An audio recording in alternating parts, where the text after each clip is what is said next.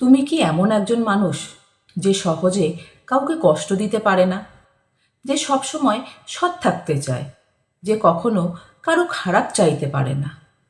তাহলে একটা প্রশ্ন তোমার জন্য: যাদের মন পরিষ্কার তারা কেন সবচেয়ে বেশি কষ্ট পায়? আজ আমরা একটা কঠিন কিন্তু সত্যি বিষয়টা নিয়ে কথা বলবো।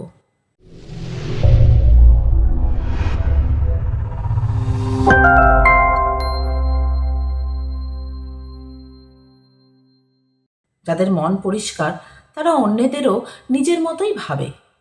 তারা ভাবে, আমি যেমন সৎ তারাও তেমনি সৎ হবে। কিন্তু বাস্তবতা হলো সবাই তোমার মতো নয়। এটাই প্রথম ধাক্কা ভালো মানুষদের। আর একটা বড় সমস্যা, তারা না বলতে পারে না। কারণ তারা ভাবে, না বললে হয়তো সামনের যে মানুষটা আছে সে মানুষটা কষ্ট পাবে। কিন্তু সত্যি কথা হলো, তুমি সবাইকে খুশি করতে গিয়ে নিজেই ধীরে ধীরে ভেঙে পড়ছো। যাদের মন পরিষ্কার তারা খুব সেন্সিটিভ হয়। অন্যের দুঃখ, অন্যের কষ্ট সব নিজের মনে করে। এটা সিম্প্যাথি। কিন্তু বেশি সিম্প্যাথি মানেই তুমি আস্তে আস্তে ইমোশনালি ক্লান্ত হয়ে পড়ছো।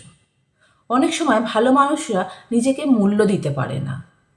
তারা ভাবে, আমি তো ঠিকই আছি। কিন্তু যারা তোমাকে অবহেলা করে চলেছে তারা তোমার ভালোবাসাকে দুর্বলতা ভাবে।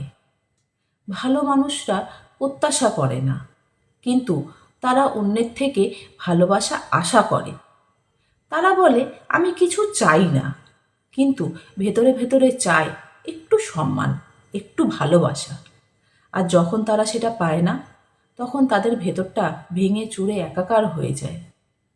মন পরিষ্কার হওয়া মানে ভুল না, ভালো মানুষ হওয়া মানে দুর্বলতা না।